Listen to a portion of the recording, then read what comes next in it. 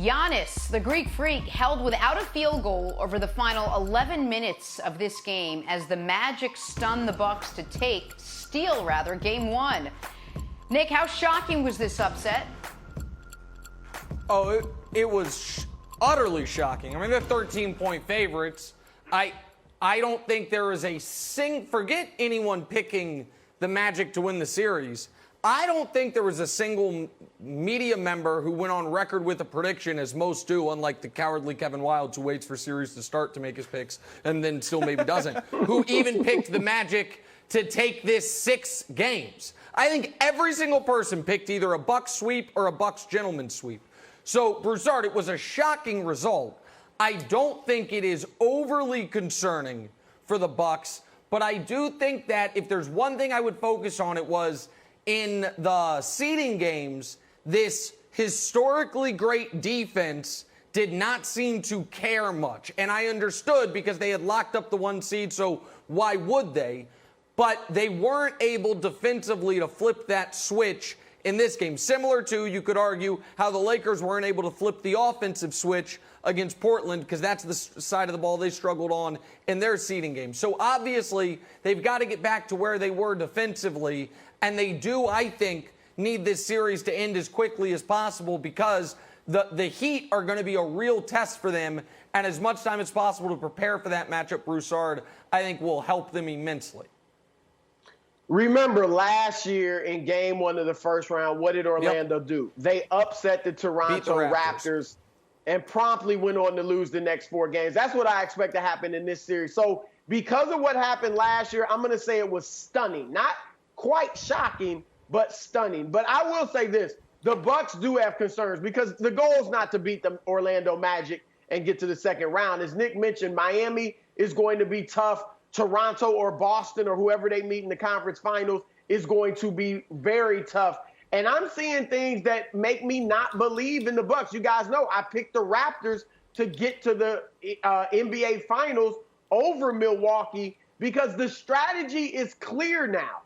Back in and protect the paint against Giannis, force him to become a shooter, and then what that does is force other Bucks players to beat you.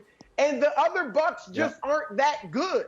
Chris Middleton, I'm like Nick. I put him on my 3rd team All-NBA because there was a dearth of forwards. But Chris Middleton is not that guy. He had 14 points yesterday. We saw it last year in the series against the Raptors. He averaged 14 points on 41% shooting. This is a problem for the Bucks. It shouldn't be in this series.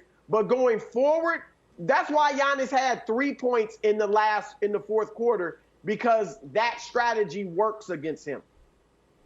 See, Broussard, I like Chris Middleton, and I want Chris Middleton to be a star, and I'm like the well-actually guy. Every time you hear about, how Giannis and the Bucks, I'm like, they have another star. He's on Broussard's third team, All-NBA team, an official vote that Nick doesn't have, that Broussard does have. So I think he needs a little bit of scrutiny here. He needs as much scrutiny as AD has. I made up a scrutiny index. It's ridiculous if we can put it up on the screen. We'll go counterclockwise. Upper 0 to 10 is scrutiny on the left, and then performance on the right. We'll start with the baby. Baby's eating yogurt. They're terrible at it, and they never get scrutinized, so they got to score a 0. Then you go up to bad flights with media members on it.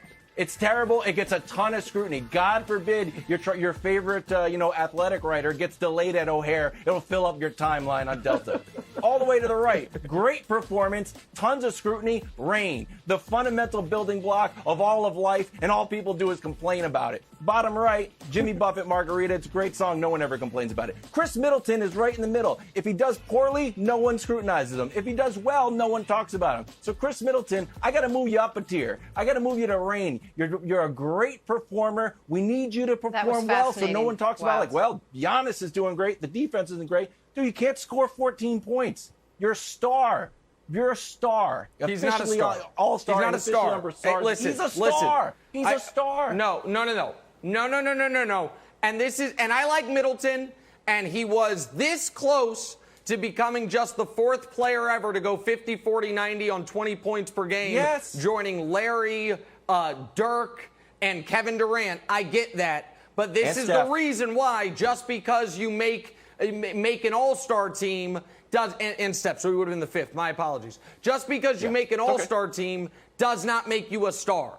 Because he's the reason we know he's not a star is because when he plays well, he gets credit. And when he doesn't play well, nobody cares. And so that is, he is in that, right, but he's not good enough to be moved up. He's just not. Like, if you're going to be a star in this league, you have to have the ability to be the best player on a team that at least would be interesting. If Chris Middleton's your best player, you're finished.